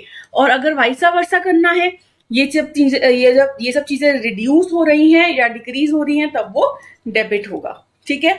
अभी अगर आपको ये याद नहीं हो रहा है तो दैट्स फाइन, हम रोट लर्निंग नहीं करेंगे, हम कंसेप्ट के हिसाब से ही चलेंगे। मैं चाहती हूँ कि आपको ये याद हो रादर देन कि आप इसको क्रैम करें, आप इसके कॉन्सेप्ट को समझिए, ठीक है जी। तो ये सब चीजें ये भी सेम ही चीज लिखी है कि अगर मुझे एसेट या एक्सपेंसेस को रिकॉर्ड करना है तो उसके इंक्रीज को डेबिट करूंगी, डिक्रीज को क्रेडिट करूंगी। एंड सिमिलरली अगर मुझे लाइबिलिटीज, कैपिटल या रेवेन्यूज में कोई चेंज करना है तो इंक्रीज होगा तो क्रेडिट होगा, डिक्रीज होगा तो डेबिट होगा, ठीक है। ये सब चीजें अभी बड़ी बुकिश लैंग्वेज आपको लग रही होगी, लेकिन अगर आप इस कंसेप्ट को समझ गए हो तो आपको ये याद भी हो जाएगा, ठीक है। अकाउंटिंग इक्वेशन तो मुझे नहीं लगता आप किसी को डाउट होना चाहिए, ठीक है। मेन वाली तो हमें पता है, that is asset is equal to liabilities plus capital. और उसमें अगर मैं अपने इनकम स्टेटमेंट का भी अंश कह लो, उसको मैं जोड़ दूं साथ में, तो वो क्या बन जाएगा मेरा, asset plus expenses is equal to liability plus capital plus revenue, ठीक है। तो ये याद करनी है आपने, रोट लर्निंग नहीं करनी, कंसेप्ट को समझ के करना है, ठीक है। चलिए, अब रूल ऑफ डेबिट और क्रेडिट आपको कुछ हद तक समझ में आ गया होगा। अगर याद नहीं हुआ है अभी भी तो डोंट वरी, अब जब हम इसको आगे करेंगे ना तो आपको ये याद भी हो जाएगा, ठीक है। तो चलिए अब हम आगे बढ़ते हैं विद द रिकॉर्डिंग। देखिए, रिकॉर्डिंग में ना सबसे पहली चीज है कि हम कहाँ पे उसको रिकॉर्ड करना स्टार्ट करते हैं। तो हमारी जो पहली बुक होती है that is known as your journal book, ठीक है। जर्नल एंट्रीज करनी होती हैं, that is the book of original entry, ठीक है, जिसको हम कहते हैं बुक ऑफ ओरिजिनल एंट्री। और इसके ऊपर क्वेश्चन भी आ जाता है, ठीक है, कि जर्नल को और क्या कहा जाता है। तो बहुत सारे वो आपको ऑप्शंस दे देंगे जिसमें से book of original entry should be the correct answer. तो याद रखना क्यों ओरिजिनल एंट्री, बिकॉज सबसे पहले जब भी रिकॉर्ड करते हैं तो सबसे पहले हम जर्नल बुक में ही रिकॉर्ड करते हैं, जहां पे सारी transactions are recorded in a chronological order. What do you understand by chronological order? I told you, देखो कोई ट्रांजैक्शन है जो 1 जनवरी को हुई, आपने रिकॉर्ड कर ली, और लेट अस से फिर नेक्स्ट जो ट्रांजैक्शन आपको याद है वो 8 जनवरी को हुई, आपने रिकॉर्ड कर ली। फिर आपको याद आया 2 जनवरी को भी एक ट्रांजैक्शन हुई थी, तो मैं उसको यहाँ पे रिकॉर्ड कर दूं 8 जनवरी के बाद? नहीं, क्यों? क्योंकि हमें उसको सीक्वेंस में, इसको क्रोनोलॉजिकल ऑर्डर में ही रिकॉर्ड करना है। फर्स्ट के बाद आएगा सेकंड, थर्ड, फोर्थ, और मतलब जब भी ट्रांजैक्शन आपकी हुई है, लेकिन सीक्वेंस में रहेगा वो हमेशा 1, 2, 8, 16, 17, 18, वॉट एवर इट इज। तो हमेशा सीक्वेंस में ही आपका रिकॉर्डिंग होगी ट्रांजैक्शंस की, ठीक है। This is also known as the book of original entry, ये याद रखना है आपने। नाउ इसके बाद जब हमने जर्नल एंट्रीज बना ली, फिर हम उसको पोस्ट करते हैं टू द रिस्पेक्टिव अकाउंट्स। इसको हम बाद में पढ़ेंगे, which is basically known as ledger, ठीक है। इसको हम अभी पढ़ेंगे अपने हमारे इसी वीडियो लेक्चर में, लेकिन अभी आपने जर्नल के बारे में समझना है, ठीक है। तो फॉर्मेट ऑफ जर्नल समझ लेते हैं। देखिए, यहाँ पे एक छोटा सा क्वेश्चन दे रखा है, क्वेश्चन को मैं करके दिखाऊंगी, लेकिन अगर आपको इसकी पर्टिकुलर समझ में ना आए, अगर ये एंट्री कैसे करी है ये समझ में ना आए, तो वो चल जाएगा अभी के लिए, लेकिन फॉर्मेट को समझिए, ठीक है जी। तो let us say goods have been purchased on credit for 30,000। Goods purchase करे हैं मैंने, right, from MS Govind Traders on December 24, 2014 involves 2 accounts। देखिए, सबसे पहले तो आपको याद करना है ये बात कि जब भी मैं गुड्स परचेज करती हूँ तब मैं गुड्स नहीं डालती हूँ अपनी एंट्री में, मैं क्या डालती हूँ हमेशा? Purchases. This is basically my expense, ठीक है। परचेजेस अकाउंट हमेशा मेरा इम्पैक्ट होगा। और जो नेक्स्ट अकाउंट इम्पैक्ट होगा वो कौन सा होगा? क्योंकि मैंने उसको क्रेडिट पे लिया है, कैश पे तो नहीं लिया, तो ऑफकोर्स जब मैंने कुछ भी परचेज करा है ऑन क्रेडिट, मतलब मैं उसको पैसे बाद में दूंगी, तो मेरा कौन बन जाता है? ये जो गोविंद ट्रेडर्स है ये मेरा क्रेडिटर बन जाएगा, ठीक है। इसको मैं नाम भी दे दूंगी क्योंकि ये नाम गिवन है, तो मैं कहूंगी ये MS गोविंद ट्रेडर्स है, ठीक है। तो ये 2 अकाउंट्स हैं जो बेसिकली इंपैक्ट होंगे, परचेजेस अकाउंट और कहूंगी गोविंद ट्रेडर्स अकाउंट, ठीक है जी। नाउ अब इसकी जर्नल एंट्री हम कैसे करते हैं, फॉर्मेट को समझिए। देखिए, सबसे पहले तो हम लिखेंगे डेट। डेट बहुत इंपॉर्टेंट होती है, कई बार क्वेश्चन में मेंशन भी होती है, कई बार नहीं भी होती है, तो that is a different case, लेकिन जर्नल में हमेशा डेट मेंशन करनी होती है। ठीक है। तो यहाँ पे क्योंकि दिसंबर 2014 को ट्रांजैक्शन हुई है, तो वैसे हम डेट लिख देंगे। हम डेट लिखने का कोई ऐसा फॉर्मेट नहीं है कि इसी फॉर्मेट में डेट लिखनी है, कैसे भी लिख सकते हो, बट मोस्टली यही रूल फॉलो होता है कि आप ऊपर ईयर मेंशन कर देंगे और उसके बाद नीचे डेट्स मेंशन करते रहेंगे, बार बार ईयर मेंशन नहीं करते हैं, ठीक है। बट इसका कोई जनरल फॉर्मेट नहीं है, आप इसको जैसे मर्जी कर सकते हैं, पर डेट मेंशन करनी जरूरी होती है। नेक्स्ट आपके पर्टिकुलर्स में बेसिकली आती है आपकी जर्नल एंट्री। देखिए यहाँ पे दो अकाउंट्स हैं जो इम्पैक्ट हो रहे हैं। अगर आप वापस से उस अकाउंटिंग इक्वेशन की तरफ जाते हैं तो देखिए क्या थी, asset plus your expenses will be equal to your liability plus capital plus revenue. अब परचेजेस क्या हैं, क्या परचेजेस मेरे एक्सपेंसेस हैं, इज दैट करेक्ट। एक्सपेंस हुआ है ऑर्गेनाइजेशन में, क्या परचेजेस इंक्रीज हुई है, बिल्कुल हुई है। तो मैं क्या कहूँ, एक्सपेंसेस इंक्रीज हुए हैं। एक्सपेंसेस जब भी इंक्रीज होते हैं तो लेफ्ट हैंड साइड देखिए, जब भी लेफ्ट हैंड साइड मेरा इंक्रीज होता है तो क्या होगा, डेबिट। तो purchases account will be debited, ठीक है, ये डेबिट होगा। और गोविंद ट्रेडर्स कौन है, क्रेडिटर है।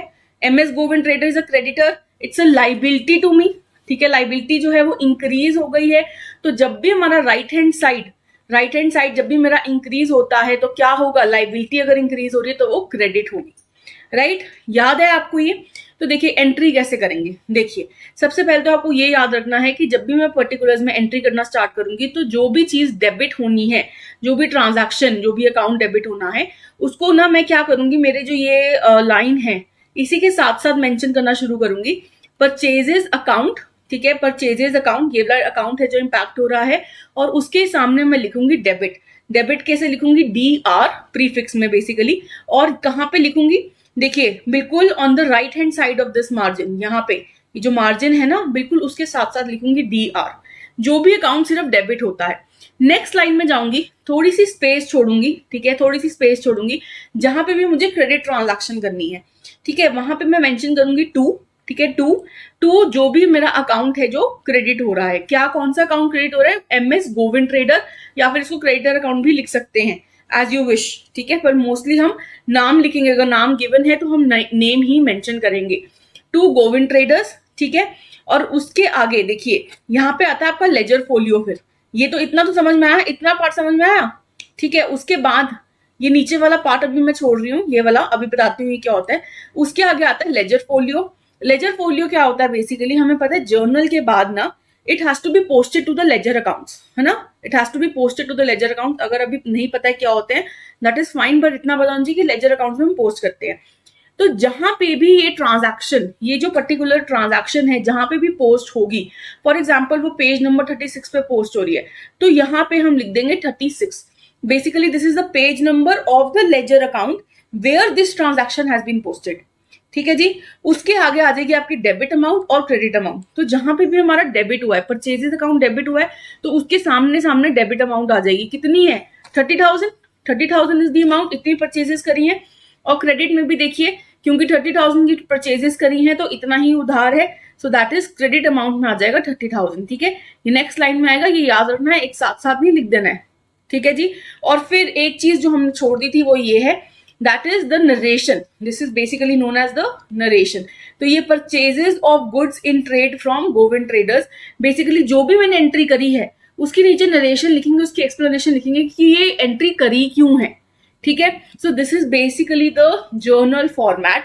अब देखने में थोड़ा सा आपको लग रहा है कि शायद ज्यादा बड़ा है, पर इतना बड़ा नहीं है, सिर्फ डेट आती है आपकी, ठीक है, डेट मेंशन करी जाएगी, फिर पर्टिकुलर्स, ठीक है, पर्टिकुलर्स। और ये याद रखना है, जब भी पर्टिकुलर्स आप स्टार्ट करते हैं, जब भी आप जर्नल एंट्री का फर्स्ट डेबिट एंट्री करते हैं, तो डेबिट एंट्री आपकी बिल्कुल इस मार्जिन से शुरू होती है on the left hand side, और उसी के आगे आप DR लिखते हैं डेबिट के लिए, ठीक है, which is on the right hand side. अब जब हम उसकी क्रेडिट एंट्री करते हैं तो हम थोड़ी सी स्पेस छोड़ते हैं on the left hand side of the margin, ठीक है, 2 से स्टार्ट करते हैं, 2 विद अ प्रीफिक्स 2, ठीक है। और उसके बाद मेंशन करते हैं अकाउंट जो क्रेडिट होना है, ठीक है जी। और याद रखना है, इसके आगे हम कोई क्रेडिट नहीं लिखते हैं, उसके आगे कोई हम CR नहीं लिखते हैं, सिर्फ डेबिट को हम लिखते हैं DR, क्रेडिट वाले को कोई ऐसी स्पेशल वो चीज नहीं मिलती है, उसको मिलता है 2, ये प्रीफिक्स मिलता है 2, ठीक है जी। और उसके आगे फिर हम ledger folio is basically field during posting and not during journalising. ये भी याद रखना है एक चीज, देखिए लेजर फोलियो क्या है, पेज नंबर है, तो बेसिकली जब जर्नल एंट्रीज आपकी सारी बन जाती हैं, ये लेजर फोलियो को हम ब्लैंक छोड़ देते हैं, ठीक है। फिर जब हम लेजर अकाउंट बनाएंगे, ठीक है, जब हम लेजर अकाउंट बनाएंगे तब जब जिस भी पेज नंबर पे ये ट्रांजैक्शन करेंगे, फिर हम साथ ही साथ जर्नल एंट्री में भी फिल करते जाएंगे। तो जब हम पोस्ट करते हैं तब हम लेजर फोलियो को फिल करते हैं, लेकिन जब हम जर्नल एंट्री करते हैं, दैट इज जर्नलाइजिंग करते हैं, तब नहीं लिखते हैं, ठीक है जी। तो ऐसे छोटे छोटे क्वेश्चन भी पूछे जा सकते हैं। और नरेशन क्या है, जो ये नरेशन नीचे दे रखी है, ब्रीफ डिस्क्रिप्शन, ठीक है, जो भी हम ट्रांजैक्शन हमने करी है उसकी देते हैं। अब ऐसा कोई एज सच मैनर नहीं है कि आपको ऐसे ही नरेशन देनी है, आप इसको लेमन टर्म्स में बिल्कुल दे सकते हैं, ठीक है जी। और डेबिट की जगह डेबिट अमाउंट आ जाएगी, क्रेडिट कॉलम में क्रेडिट अमाउंट आ जाएगी। छोटा सा फॉर्मेट है, कोई बहुत ज्यादा टेक्निकल नहीं है। तो आई होप आपको ये समझ में आ गया हो, ठीक है। इसके साथ साथ आपको समझना है टाइप्स ऑफ जर्नल एंट्री, ठीक है। बड़ा ही इजी है। टाइप्स ऑफ जर्नल एंट्री क्या होता है, एक होती है मेरी सिंपल एंट्री, एक होती है मेरी कंपाउंड एंट्री। अब इसके ऊपर भी ना ऐसे छोटे छोटे क्वेश्चन आ जाते हैं, इसीलिए इसको ध्यान से समझिए। छोटे छोटे से कॉन्सेप्ट्स हैं, ठीक है। जैसे फॉर्मेट में लेजर फोलियो के ऊपर क्वेश्चन आ जाते हैं, या फिर नरेशन के ऊपर क्वेश्चन आ जाता है, तो वैसे ही आपके टाइप्स ऑफ जर्नल एंट्री पे भी क्वेश्चन आने के चांसेस रहते हैं, ठीक है। तो सिंपल एंट्री होती है, एक होती है कंपाउंड एंट्री। अब सिंपल एंट्री कौन सी होती है, जैसे कि ये सेम एग्जांपल ले लीजिए आप, जो पिछले हमने एग्जांपल लिया ना, ज्यादा चेंज नहीं करते हैं ताकि आपको बहुत ज्यादा सीखना ना पड़े अभी, ठीक है। हम सीखेंगे कि जर्नल एंट्रीज कैसे बनाते हैं, पर अभी आप ये याद रखिए कि सेम ही जर्नल एंट्री है, परचेजेस टू गोविंद ट्रेडर्स। अब देखिए, इसमें सिर्फ एक ही अकाउंट है जो डेबिट हो रहा है और एक ही अकाउंट है जो क्रेडिट हो रहा है, इसको कहते हैं सिंपल एंट्री। बिल्कुल सिर्फ दो ही अकाउंट्स हैं। डुअल एस्पेक्ट पता है ना हमें, तो वो डुअल एस्पेक्ट में क्या कहते हैं, एटलीस्ट जी दो अकाउंट्स इंपैक्ट होंगे, उससे ज्यादा भी हो सकते हैं। तो जब सिर्फ दो ही अकाउंट्स इंपैक्ट हो रहे हो और एक डेबिट हो रहा है, क्रेडिट हो रहा है, उसको मैं कहती हूँ सिंपल एंट्री, ठीक है जी। अब कंपाउंड एंट्री क्या होती है, सिंपल एंट्री तो इजी है, only when one account is debited one account is credited. Compound entry को समझोगे ना तो सिंपल एंट्री और भी अच्छे से समझ में आ जाएगी। इसमें क्या होता है कि जब डेबिट एंट्रीज भी ज्यादा होती हैं, हो सकता है कि क्रेडिट एंट्री एक ही हो, डेबिट एंट्री ज्यादा हो, या फिर डेबिट एंट्री एक हो, क्रेडिट एंट्री ज्यादा हो जाए, ठीक है। इसका एग्जांपल लेते हैं। लेट अस से आपने ऑफिस फर्नीचर परचेज किया, कहां से परचेज किया, from modern furnitures on July 4, ठीक है। कितने में परचेज किया, 25,000, and 5,000 is paid in cash, ठीक है, and the balance is paid in still payable. So basically मैंने क्या परचेज किया है, फर्नीचर। अब याद रखेंगे इस टाइम पे हम परचेजेस अकाउंट नहीं लिखते हैं। परचेजेस अकाउंट हम सिर्फ तब लिखते हैं जब हमने गुड्स परचेज करे, ठीक है, जो गुड्स हम आगे बेचते हैं। लेकिन जब भी मैंने कोई एसेट परचेज किया है, एसेट है ना ऑफिस फर्नीचर, तो इस केस में एसेट का ही नाम आएगा। तो कौन सा एक अकाउंट है जो इम्पैक्ट हो रहा है, एक तो फर्नीचर अकाउंट है जो इम्पैक्ट हो रहा है, ये एसेट है मेरा, ठीक है। ये इंक्रीज हो रहा है कि नहीं हो रहा, बिल्कुल मेरी ऑर्गेनाइजेशन में आ रहा है तो ये इंक्रीज हो रहा है। जब भी फर्नीचर अकाउंट इंक्रीज हो रहा है, एसेट इंक्रीज हो रहा है, तो वो क्या होगा, quickly that should be the answer on your lips, that will be debited. Very good. अब देखिए, it is purchase from modern furniture, ठीक है। डेट हम मेंशन कर देंगे, कितने में परचेज किया, 25,000 में, लेकिन 5,000 ना कैश में पे कर दिया, तो कैश अकाउंट भी तो हमारा इंपैक्ट होगा, कैश अकाउंट कम हो जाएगा कि नहीं, राइट। सो क्या ये मेरा एसेट है कैश, बिल्कुल है। क्या ये डिक्रीज हो रहा है, यस, क्यों, क्योंकि कम हो रहा है ना, ऑर्गेनाइजेशन से जा रहा है। तो जब एसेट डिक्रीज होता है, again the answer should be on tips, जब आपका एसेट डिक्रीज हो रहा है तो क्या होगा, क्रेडिट, है ना। और एक और अकाउंट है जो इम्पैक्ट हो रहा है, क्यों, क्योंकि फर्नीचर तो आया 25,000 का और कैश में मैंने दिया सिर्फ 5,000, ठीक है। तो 20,000 का ऑफकोर्स बैलेंस है, तो ये वो कह रहे हैं बैलेंस जो है 20,000 का वो अभी स्टिल पेबल है, दैट मीन्स वो मेरा क्या बन गया, क्रेडिटर, है ना, क्योंकि बाद में पे करना है। कौन है मेरा क्रेडिटर, मॉडर्न फर्नीचर, तो मैं कहूँ मॉडर्न फर्नीचर भी मेरा इम्पैक्ट होगा। अब मॉडर्न फर्नीचर क्या है, ये मेरा क्रेडिटर अकाउंट है ना, क्रेडिटर है। क्या ये मेरी लाइबिलिटी है, बिल्कुल है।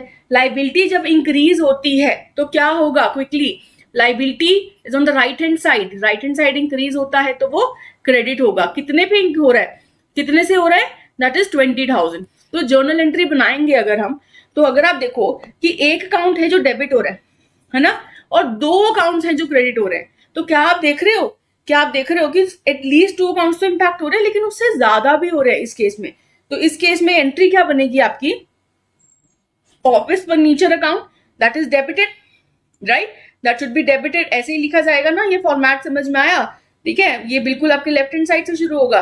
फिर हम थोड़ी सी स्पेस छोड़ेंगे, लिखेंगे 2, जो भी अकाउंट्स हमारे क्रेडिट हो रहे हैं, 2 हो रहे हैं, एक हो रहा है कैश और एक हो रहा है मेरा modern furniture. So cash account will be credited, तो हम थोड़ी सी स्पेस छोड़ेंगे, 2 लिखेंगे प्रीफिक्स में।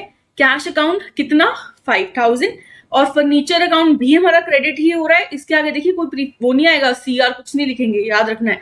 ये जो 2 वर्ड है ना, इससे से पता लग रहा है कि ये क्रेडिट ट्रांजैक्शन है। 2 modern furniture again 20,000. So can you see how many accounts are getting credited? 2 accounts are getting credited and only 1 account is getting debited.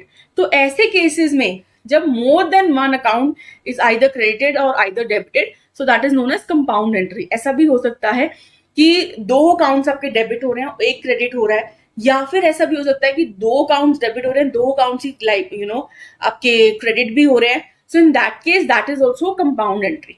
Simple में क्या होगा, when there is only 1 account getting debited, 1 account getting credited. और compound entry में क्या होगा, when there will be 1 account which needs to be, you can say, debited and more than 2 accounts, more than 1 account getting credited और vice versa also. तो compound entry और simple entry में आपको फर्क समझ में आ जाना चाहिए, बहुत ज्यादा कॉम्प्लिकेटेड नहीं है, इसमें छोटा सा क्वेश्चन आने की चांसेस है, और जिन्होंने अब ये वीडियो देख ली है वो इस आंसर को कभी भूलेंगे भी नहीं। ठीक है जी, चलिए let us move ahead. Now हम एक जर्नल एंट्रीज करके देखेंगे। ठीक है, जर्नल एंट्रीज करके देखने के लिए आप एक कॉपी पेन जरूर अपने साथ रखिए।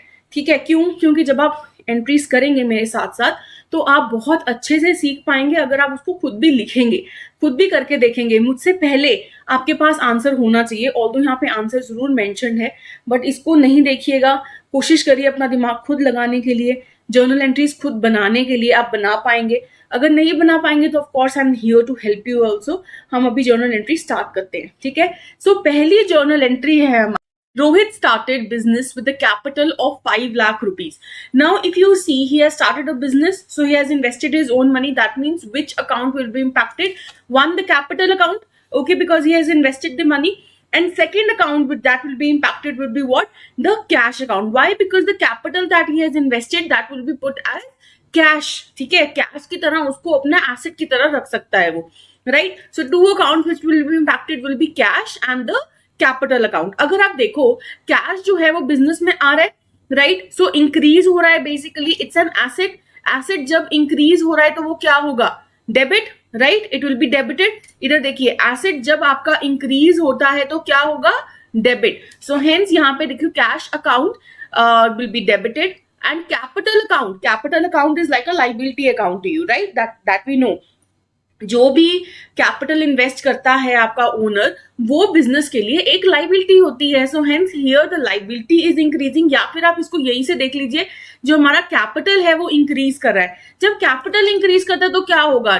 Credit, right. So what should be the entry? Cash account debit to capital account. इधर देखिए डेट इधर हम मेंशन नहीं कर रहे हैं, why? Because it is not mentioned in the question. If it will be mentioned we will write it here, if it is not mentioned that is fine. ठीक है, तो लेफ्ट हैंड साइड से शुरू करेंगे, कैश अकाउंट लिखेंगे, यहाँ पे लिखेंगे debit on the right hand side. ठीक है, और यहाँ पे थोड़ी सी स्पेस छोड़ेंगे, लिखेंगे 2। ठीक है, क्योंकि ये क्रेडिट ट्रांजैक्शन है। 2 कैपिटल अकाउंट, इधर कोई CR वाला वर्ड नहीं आएगा। ठीक है जी, और डेबिट अमाउंट में डेबिट अमाउंट आ जाएगी, क्रेडिट अमाउंट में क्रेडिट अमाउंट आ जाएगी। और आप एक और चीज देखेंगे, यहाँ पे जो डेबिट और क्रेडिट अमाउंट है वो हमेशा जो है आपकी मैच कर जाएगी। ठीक है जी, चलिए नेक्स्ट मूव करते हैं नेक्स्ट एंट्री की तरफ। Opened a bank account in the State Bank of India with an amount of 4,80,000. So what have you done here? जो भी कैश आपके पास पड़ा था 5 लाख रुपीज का, उसमें से जो 4,80,000 है आपने SBI में जमा करवा दिया। That means which 2 accounts will be impacted? एक तो कैश और एक आपका बैंक। दोनों ही एसेट अकाउंट्स है, बिल्कुल करेक्ट है। तो अब कैसे करेंगे? कैश यहाँ पे कम हो रहा है कि ज्यादा हो रहा है? कम हो रहा है, डिक्रीज हो रहा है, is that correct? Cash asset जब डिक्रीज हो रहा होता है तो क्या होगा? क्रेडिट होगा। और बैंक, क्योंकि ये बैंक हमारा एसेट है, ये इंक्रीज हो रहा है, तो ये क्या हो जाएगा? हमारा डेबिट। तो what should be the entry? The entry should be bank to cash. ठीक है, छोटी सी नीचे नरेशन लिख देंगे हम। अब नरेशन का कोई सच रूल नहीं होता कि इसको ऐसे ही लिखनी है, you can write it in the layman language. ठीक है जी, bank account debit to cash account 4,80,000, correct. चलिए आगे मूव करते हैं। Bought furniture for ₹60,000 and check was issued on the same date. Right. So furniture हमने बाय करा 60,000 का, तो कुछ कौन सा अकाउंट इंपैक्ट होगा? फर्नीचर अकाउंट इंपैक्ट होगा, दैट्स करेक्ट, ठीक है, क्योंकि ये एसेट अकाउंट है। और दूसरा, क्योंकि हमने चेक से पे करा है तो बैंक अकाउंट भी आपका इंपैक्ट होगा, ये भी आपका एसेट अकाउंट है। तो देखिए, बैंक से पैसे जा रहे हैं, बैंक से जब पैसे जा रहे हैं तो उसका मतलब ये रिड्यूस हो रहा है। जब बैंक रिड्यूस हो रहा है, एसेट रिड्यूस हो रहा है, तो वो क्रेडिट होगा। और फर्नीचर एसेट जो है इंक्रीज हो रहा है, ऑर्गेनाइजेशन में आ रहा है, सो हेंस जब ये इंक्रीज होता है तो ये डेबिट होगा। बड़ी सिंपल सी एंट्री हो गई। Furniture to bank, how much? 60,000, 60,000, ठीक है, राइट, करेक्ट। चलें आगे। I hope you are able to do these. बहुत ही सिंपल ये पहली 3 एंट्रीज थी। आगे चलते हैं। C, bought plant and machinery for the business for ₹1,25,000 and an advance of ₹10,000 is given in cash and the rest is to be paid to MS Ramjilal, ठीक है जी। अब देखिए जो प्लांट एंड मशीनरी हमने बाय करी वो एक एसेट है, तो ये मैं ऐसे लिख दूं, प्लांट एंड मशीनरी एसेट है मेरा। इंक्रीज हो रहा है, कितने से इंक्रीज हो रहा है? 1,25,000 से। अब क्योंकि एसेट इंक्रीज हो रहा है तो ये क्या होगा? डेबिट या क्रेडिट? एसेट, जल्दी बताइए। डेबिट होगा, वेरी गुड। और कौन से अकाउंट है जो इंपैक्ट हो रहे हैं? Very good, cash account impact हो रहा है आपका, क्योंकि कैश जा रहा है बिजनेस से। when it is getting reduced, cash is an asset account, it is getting reduced, so it will be credited. Very good everyone. and MS Ramji लाल की जब हम बात करते हैं तो ये क्या है मेरा? क्या ये मेरा क्रेडिटर है ना? ऑफ कोर्स बिजनेस के लिए तो ये क्रेडिटर है ना, मुझे इसको पैसा देना है। तो ये क्या है? मेरे लाइबिलिटी है। लाइबिलिटी इधर बढ़ रही है कि घट रही है? बढ़ रही है। जब लाइबिलिटी आपकी इंक्रीज होती है तो क्या होता है? क्रेडिट। तो ये भी आपका क्रेडिट होगा। सो what should be the entry? Your plant and machinery should be debited. Yes, I have debited it with how much? 1,25,000. ध्यान से देखिए, कैश अकाउंट जो है क्रेडिट होगा, ये हमने देख लिया, क्रेडिट होगा। लेकिन कितनी अमाउंट से कितना पे किया है? 10,000 ही पे किया है, तो सिर्फ 10,000 आएगा। और रामजी लाल के अकाउंट में, Ramji Lal account will be credited with how much? 1,15,000. So can you see the debit and the credit side is again matching? Is it matching or not? Yes. सो ये भी आपने ध्यान में रखना। और अगर ये मैच नहीं हो रहा है आपकी जर्नल एंट्री में तो कुछ ना कुछ आपने गड़बड़ करी है, ठीक है। अकाउंट्स में ये तो है ही है, शॉर्ट की जो जर्नल एंट्री है वो मैच होनी चाहिए आपकी, ठीक है, डेबिट और क्रेडिट अमाउंट। चलिए आगे मूव करते हैं।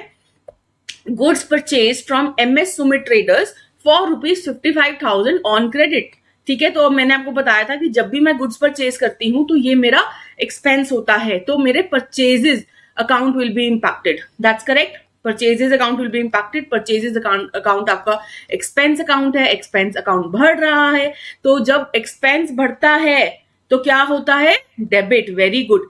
और हमने किससे परचेज किया है? MS सुमित ट्रेडर से परचेज किया है, क्रेडिट पे किया है, तो मैंने इसको भी पैसे पे नहीं करे, तो ये मेरा क्या हो गया? ये मेरा क्रेडिटर हो गया। अब ये क्रेडिटर है तो इसका मतलब ये मेरी लाइबिलिटी है। लाइबिलिटी फिर से इंक्रीज हो रही है तो वो क्या होगी? लाइबिलिटी इंक्रीज होती है तो credit, very good. Applauses for everyone who has answered it correctly. Purchases to MS Sumit Traders, 55,000, 55,000. Is that correct? Is that okay? Are you able to understand the last entry? Let us see the last entry. Goods costing 35,000 sold to Rajni Enterprises for 35,000 on credit. अब देखिए, जब हमने goods बेच दिए, ठीक है, तो इसका मतलब मैंने क्या किया? सेल्स करी है। ये भी याद रखना है, सेल्स मेरा कौन सा अकाउंट होता है? ये थोड़ा सा आपने नहीं पढ़ा है अभी शायद। सेल्स अकाउंट मेरा कौन सा अकाउंट होता है? रेवेन्यू अकाउंट होता है, क्योंकि पैसा मेरा आ रहा है। रेवेन्यू जब इंक्रीज होता है तो क्या होगा? यस, वेरी गुड, क्रेडिट होगा। और क्योंकि मैंने रजनी एंटरप्राइजेस से इसको बेचा है तो रजनी एंटरप्राइजेस को मुझे बाद में पैसे देने पड़ेंगे, तो ये मेरा क्या हो गया? ये मेरा डेटर हो गया। तो ये जब मेरा डेटर है तो ये मेरा एसेट है, और एसेट मेरा इधर इंक्रीज हो रहा है तो ये क्या हो जाएगा? Debit. So Rajni enterprises will be debited, ठीक है, डेबिट कर दिया मैंने। और to sales, why? Because sales has to be credited. Sales increase हो रही थी ना, तो रेवेन्यू इंक्रीज हो रहा है, so hence it has to be credited with 35,000। I hope आपको ये एंट्री समझ में आई है, और अगर आपको आई हैं तो आपकी जर्नल एंट्रीज आपके टिप्स पे होनी चाहिए, बिकॉज इधर आपको समझ में आ गया है, rule of debit and credit आपको समझ में आ गया है, जर्नल एंट्री का फॉर्मेट समझ में आ गया है, तो आपको तो MCQs ही आने हैं। MCQs में आपने देखना है कि कौन सी जर्नल एंट्री बिल्कुल सही है, तो वो आप अच्छे से देख पाएंगे, ठीक है जी। मुझे नहीं लगता इसमें कोई आपको प्रॉब्लम होनी चाहिए। चलिए आगे चलते हैं। अब हम बात करते हैं हमारे लेजर अकाउंट्स की। देखो जर्नल हमने बनाना सीख लिया, इसको हम कहते हैं बुक ऑफ ओरिजिनल एंट्री, ठीक है। तो यहाँ ये जो बुक ऑफ ओरिजिनल एंट्री है इसमें हम सारी ट्रांजैक्शंस को रिकॉर्ड करते हैं। इसके बाद क्या करना है, इसको हमने पोस्ट करना है टू द रिस्पेक्टिव अकाउंट्स, ठीक है। From here we have to go to the second book which is known as the ledger book, जहां से हम अलग अलग अकाउंट बनाएंगे हर किसी का। इसको हम कहते हैं laser book. Book containing different accounts where transactions relating to all the accounts are recorded separately. हर account, sales account, purchases account, आपका डेटर अकाउंट, क्रेडिटर अकाउंट, हर चीज अलग से बनेगी। इसको समझाती हूँ मैं ये कैसे बनता है बेसिकली, और ये क्यों इसकी जरूरत पड़ती है। जर्नल एंट्रीज में सब कुछ कर लिया, फिर भी हमें लेजर की जरूरत क्यों पड़ती है। तो ये हमने लेजर बनाया था, ठीक है, ये हमने लेजर बनाया, सॉरी जर्नल बनाया था पूरा, ठीक है। ये सारी जर्नल एंट्रीज हमने करी थी। लेकिन जब मैं इस जर्नल एंट्री को देख पा रही हूँ तो क्या मैं बता सकती हूँ कि किस डेट पे कौन सी ट्रांजैक्शन हुई है। देखो अगर यहाँ पे डेट मेंशन होती तो मैं कहती यस, मैं बता पा रही हूँ कि कौन सी डेट पे कौन सी ट्रांजैक्शन हुई है। यस, इसका तो आंसर यस ही होना चाहिए, ठीक है। यहाँ पे डेट मेंशन नहीं है, पर होती तो मैं बता सकती थी, right. And can we tell the balance due to Rajni enterprises. अगर मुझे देखना है कि रजनी एंटरप्राइजेस ने कितने पैसे मुझे पे करने हैं, तो मुझे क्या करना पड़ेगा, मुझे जर्नल में जाके ढूंढना पड़ेगा। देखूंगी अच्छा रजनी एंटरप्राइजेस कहाँ पे लिखे है, and then I come here, okay 35,000 is pending, ठीक है। सो बेसिकली जब हम जर्नल अपने बिजनेस में बनाते हैं तो क्या वो सिर्फ 1 पेज का जर्नल होता है? नहीं, बहुत सारे पेजेस होते हैं। क्या मैं हर बार हर में जाके चेक करती रहूंगी कि रजनी एंटरप्राइजेस ने अच्छा यहाँ पे 35,000 देने हैं, यहाँ पे 50,000 देने हैं, यहाँ पे 25,000 देने हैं, तो इतना ड्यू है? नहीं, उसके लिए मैं क्या करूंगी, उसके लिए मैं लेजर अकाउंट बना लूंगी, ठीक है। बहुत ही टीडियस प्रोसेस है ना, वरना इसको ढूंढना। तो इसके लिए मैं लेजर अकाउंट बना लूंगी। क्या करूंगी, रजनी एंटरप्राइजेस का अलग से अकाउंट बनाऊंगी, ठीक है। उसमें जितनी भी उसकी एंट्रीज हैं वो पोस्ट करूंगी, ठीक है। यहाँ पे जो तरफ उन्होंने एक एग्जाम्पल दे रखा है, अभी ये एग्जाम्पल समझने की कोशिश मत करो, कंफ्यूज हो जाओगे, ठीक है। तो मैं अलग से उसका अकाउंट बनाऊंगी, जिसको मैं कहती हूँ टी चार्ट ऑल्सो, ठीक है, टी चार्ट भी कहते हैं इसको, ठीक है। तो ये मैं टी टेबल बनाऊंगी, जिससे मुझे समझ में आ जाएगा कि रजनी एंटरप्राइजेस ने कितने पैसे मुझे एट लास्ट देने हैं, ठीक है जी। और हर account basically bank account, cash account, capital account, हर अकाउंट में डिफरेंटली बनाती हूँ, ताकि मुझे सबके balances at the end of the year या फिर जब भी मैं देखना चाहती हूँ मैं उसका बैलेंस करके देख सकती हूँ, ठीक है। अब लेजर अकाउंट जो है उसका वो बनता कैसे है, उसका फॉर्मेट क्या होता है। देखिए क्या करेंगे हम, हर अकाउंट हमने डिफरेंटली बनाना है। तो ऊपर मैं लिखूंगी name of the account. For example मैं सेल्स अकाउंट बना रही हूँ तो ऊपर लिख दूंगी सेल्स अकाउंट, ठीक है। अब मैं एक यहाँ पे लिखूंगी डेबिट साइड और यहाँ पे लिखूंगी क्रेडिट साइड, ठीक है। और यहाँ पे ना मेरा बीच में एक मेजर बाइफर्गेशन होता है, ठीक है। ये मेजर बाइफर्गेशन है, ये डेबिट साइड होगी मेरी, ये मेरी क्रेडिट साइड हो गई, ठीक है। दोनों साइड पे एक जनरल फॉर्मेट होता है मेरा, डेट, पर्टिकुलर्स, ठीक है, then journal folio and amount. Similarly here also date, particulars, journal folio and amount, ठीक है। अब देखिए डेट तो जो भी मेंशन होगी आपके जर्नल में वो आ जाएगी। पर्टिकुलर्स मैं आपको बताऊंगी कि कैसे आते हैं, ठीक है। अभी उसको हमने छोड़ देना है कि पर्टिकुलर्स में क्या आएगा, जर्नल एंट्री नहीं आती है इसमें, डिफरेंटली हम इसमें पर्टिकुलर्स में ऐड करते हैं, पोस्ट करते हैं फ्रॉम द जर्नल एंट्रीज, ठीक है। यहाँ पे आ जाएगा आपका journal folio. Do you remember मैंने आपको बताया था एक होता है लेजर फोलियो, एक है हमारा जर्नल फोलियो। तो जब हमने जर्नल बना लिया, ठीक है, तब हम उसमें एंट्री नहीं डालते, लेकिन जब हम उसको पोस्ट करेंगे ना, पोस्ट करेंगे लेजर में, तो जहां पे भी लेजर में पोस्ट किया है, जिस भी पेज नंबर पे पोस्ट किया है, वो पेज नंबर आ जाएगा आपका लेजर फोलियो के अंदर जो जर्नल बुक में था। For example page number 36। अब इधर भी मेरे पास जर्नल फोलियो है। इसका मतलब क्या है कि जर्नल में जो वो जौन से भी पेज नंबर पे है, ठीक है, वो एंट्री, फॉर एग्जाम्पल ये सेल्स की एंट्री है ना, तो मैं बोलूं कि रजनी एंटरप्राइजेस टू सेल्स, ठीक है, रजनी एंटरप्राइजेस टू सेल्स। वो रजनी एंटरप्राइजेस टू सेल्स जहां पे भी ट्रांजैक्शन जर्नल बुक पे है, जिस भी पेज नंबर पे है, वो जर्नल फोलियो में आ जाएगी। फॉर एग्जाम्पल यहाँ पे मैं लिख दूं 24 page number of the journal में वो ट्रांजैक्शन है जो मैं यहाँ पे अब पोस्ट करने लगी हूँ, ठीक है। तो ये जो लेजर फोलियो है, जर्नल फोलियो है ना, ये साइमल्टेनियसली पोस्ट की जाती है। अब लेजर फोलियो तो साथ साथ नहीं होती है ना, तो वो अभी होगी, जब मैं पोस्ट करूंगी तभी मैं लेजर फोलियो भी लिखूंगी, तभी मैं जर्नल फोलियो भी लिखूंगी, ठीक है। यहाँ पे आ जाएगी amount which has to be debited, क्योंकि ये डेबिट कॉलम है ना, तो जो भी डेबिटेड अमाउंट है वो इधर आ जाएगी, ठीक है। और इधर भी side date, particular, journal folio और amount which needs to be credited will come here, ठीक है जी। तो this is the main thing, ये आपका मेन फॉर्मेट है। इसमें जो सारी चीजें हैं वो मैंने आपको ऑलरेडी समझा दी हैं, टाइटल, डेबिट, क्रेडिट, डेट, और वो क्रोनोलॉजिकल ऑर्डर में ही रहता है इसमें भी, ठीक है। जो पोस्टिंग होती है वो अभी भी क्रोनोलॉजिकल ऑर्डर में ही होगी, ठीक है जी। सो पर्टिकुलर्स में आ जाएगा, मैं आपको पर्टिकुलर्स में दिखाऊंगी कि कैसे लिखते हैं जर्नल फोलियो एंड अमाउंट, ठीक है। So all this we have discussed. I think format आपको बड़ा क्लियर है और भी अच्छे से क्लियर हो जाएगा जब हम इसको पोस्टिंग सीखेंगे, ठीक है जी। तो ये आपका बेसिकली जर्नल था, ठीक है। ये जो हमने जर्नल यहाँ पे अभी बनाया था पीछे, इसी को ही एग्जाम्पल लेके हम पोस्टिंग सीखते हैं, ठीक है। सबसे पहली ट्रांजैक्शन देखिए क्या थी हमारी। पहली ट्रांजैक्शन है cash to capital account, is that correct?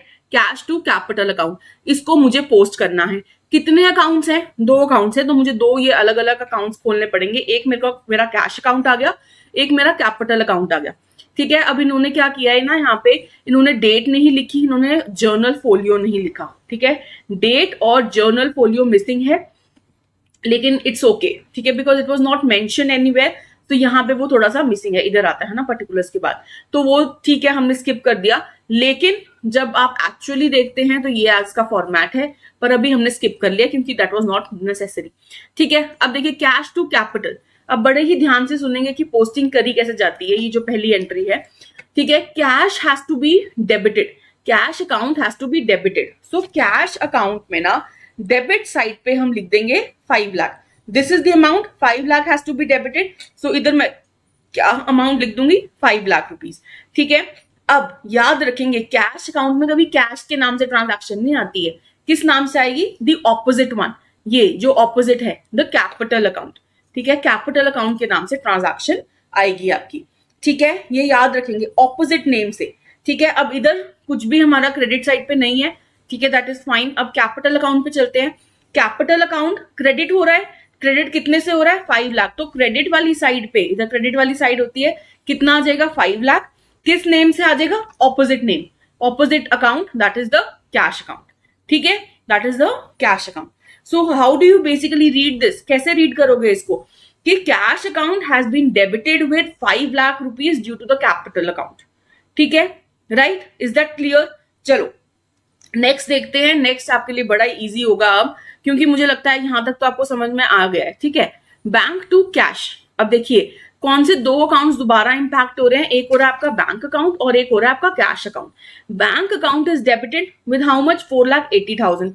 Bank account मैंने खोला, यहाँ पे लिखा डेबिट, यहाँ लिखा क्रेडिट, और डेबिट साइड पे कितना है? 4,80,000। कौन से नाम से आएगा? ऑपोजिट अकाउंट से, कैश अकाउंट के नाम से आ जाएगा, ठीक है। और कैश अकाउंट में भी तो ट्रांजैक्शन जाएगी, कितने के? उससे क्रेडिट पोर्शन पे जाएगी, 4,80,000, 4,80,000 on the credit side.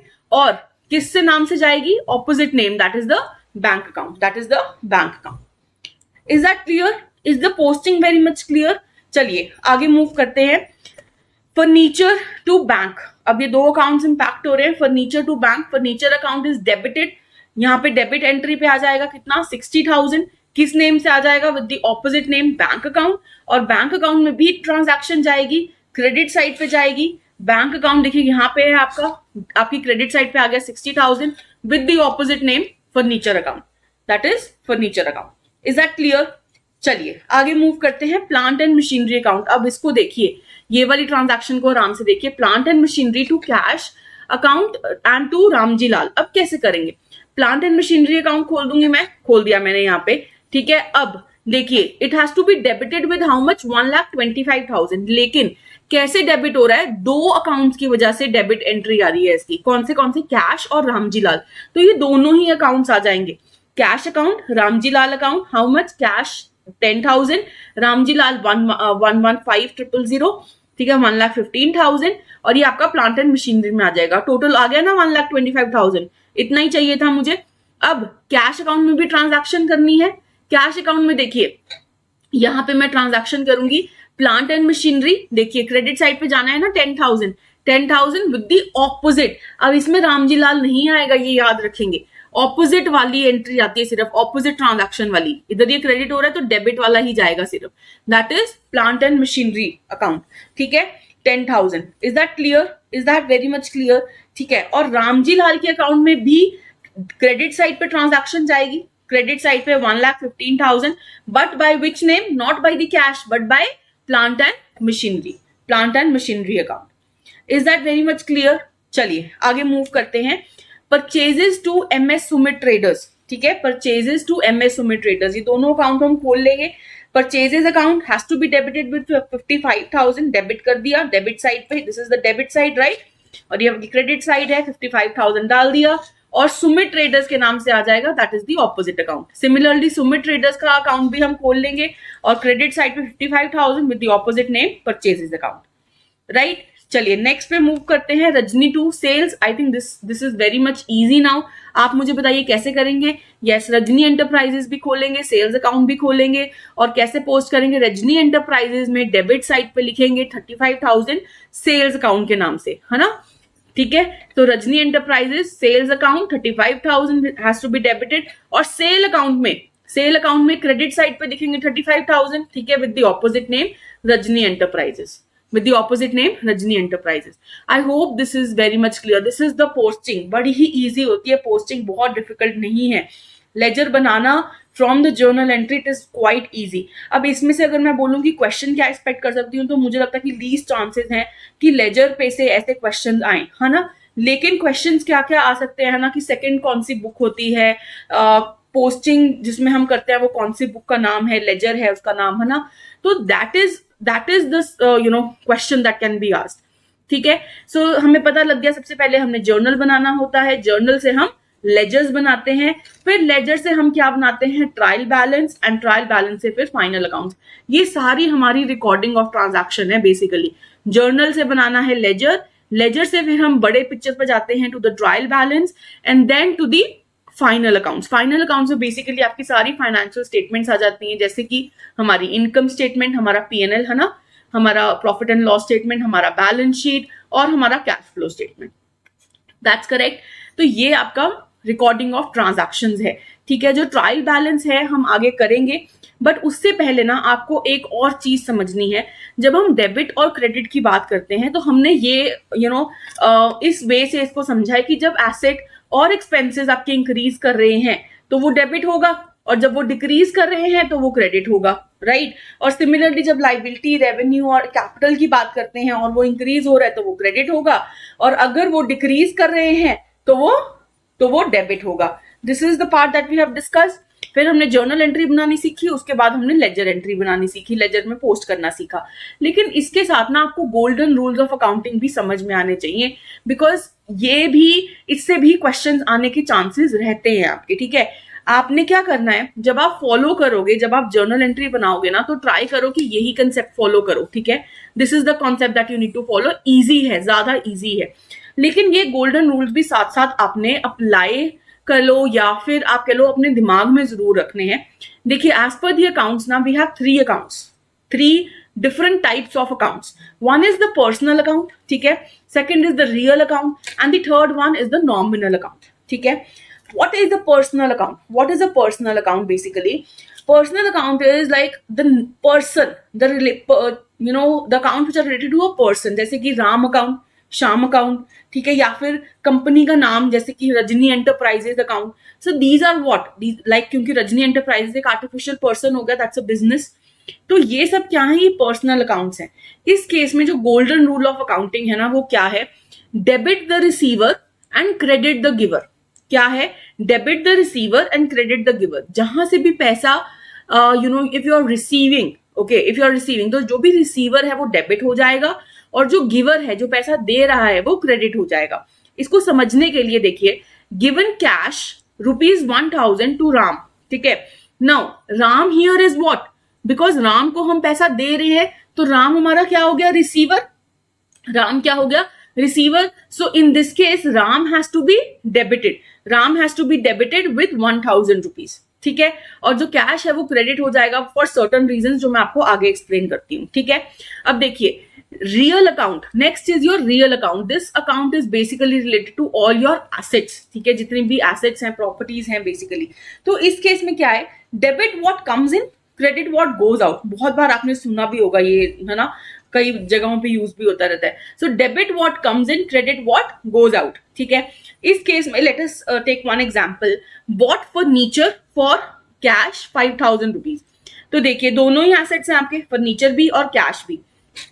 Furniture क्या है, बिजनेस में आ रहा है, फर्नीचर जो है it is coming into the business, so it will be debited. ठीक है, और क्या जा रहा है बिजनेस से, what is going out, cash is going out, so that should be credited, right. तो क्या हो जाएगी entry, furniture to cash, furniture to cash.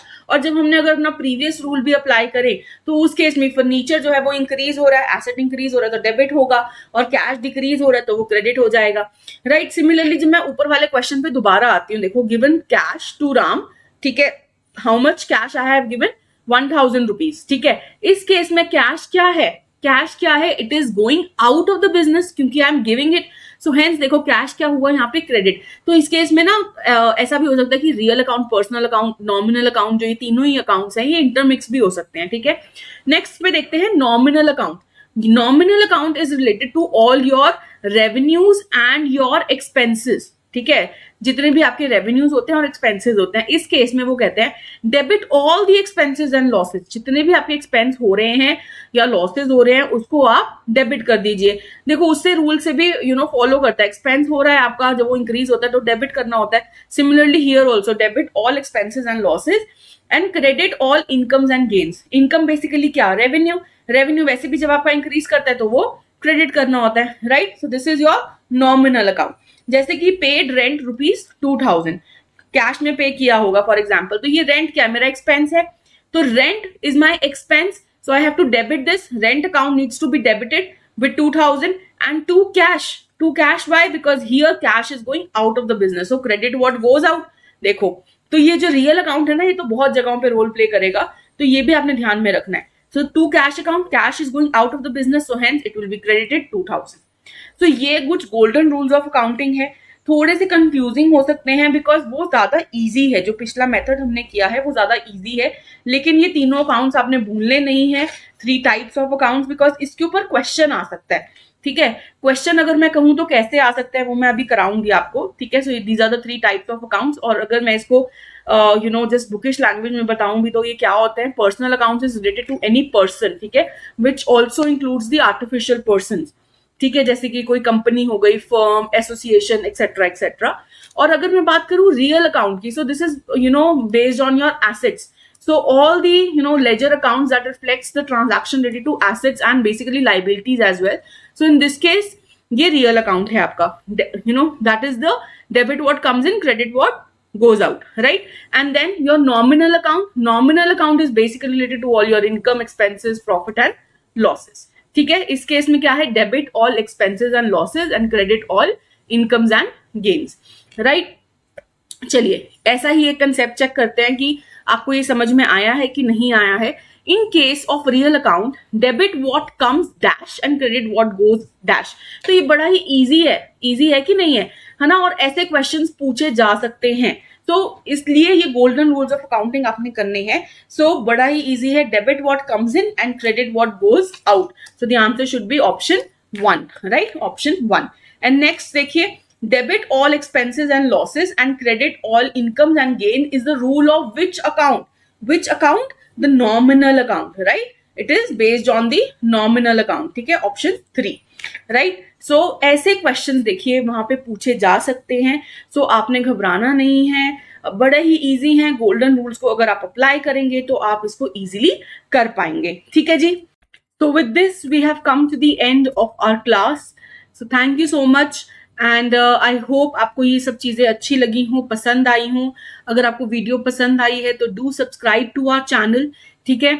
Now before I move forward, मैं आपको जरूर बताना चाहूंगी हमारे मास्टर कोर्स के बारे में। ऑलरेडी मैं आपको 2-डे डेमो कोर्स के बारे में बता चुकी हूँ, लेकिन बहुत जरूरी है कि आप हमारा मास्टर कोर्स के बारे में भी समझें। तो वो आपने कैसे अप्लाई करना है, edutap.in पे जाएंगे, ठीक है, तो आपकी वेबसाइट खुल जाएगी। कोर्सेज सेक्शन के अंडर यूपीएससी ईपीएफओ कोर्सेज पे आप जाएंगे, and then here you can find out all the courses that is edutap is offering to you. This is the master course, ठीक है, जिसका 2-डे डेमो कोर्स मैं आपको ऑलरेडी बता चुकी हूँ। बेसिकली फ्लैट 50 ऑफ भी चल रहा है, 5750 रुपीज का, ठीक है। आप वैलिडिटी चूज करके आप इसको खरीद सकते हैं, ठीक है। एंड सेकंड एक स्पेशल सब्जेक्ट कोर्स भी है, ठीक है। तो इसमें आप देख सकते हो कि कौन से सब्जेक्ट्स वो edutap आपको ऑफर कर रहा है, और अगर आपको लगता है कि ये ज्यादा बेटर है आपके लिए, थोड़ा सा प्राइसिंग में कम भी है, तो आप ये भी ले सकते हैं। दोनों में ही फ्लैट 50% ऑफ चल रहा है। अगर आप आज ही बाय करते हैं तो आपके लिए ये एक प्लस प्लस पॉइंट है, ठीक है। और अगर आप चाहते हो कि आप 2 डे डेमो कोर्स लेके फिर मास्टर कोर्स को अप्लाई करना चाहते हो, लेना चाहते हो, then you are most welcome to do that as well. आप यहाँ से भी ये जा सकते हैं edutap.in, और यहाँ पे भी आपको मास्टर कोर्स की अवेलेबिलिटी मिल जाएगी, द 2 डे डेमो कोर्स की, ठीक है जी। So thank you so much, best of luck everyone and keep learning.